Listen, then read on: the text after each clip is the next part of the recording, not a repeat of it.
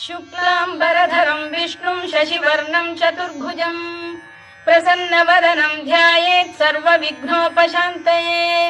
व्यासं वसिष्ठनप्तारं शक्तेः पौत्रमकल्मषम् पराशरात्मजं वन्दे शुकतातं तपोनिधिम्। व्यासाय विष्णुरूपाय व्यासरूपाय विष्णवे नमो वै ब्रह्मनिधये वासिष्ठाय नमो नमः।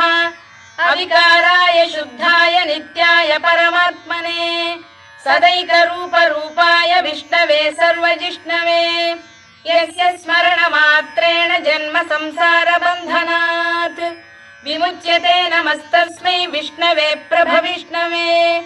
ॐ नमो विष्णवे प्रभविष्णवे।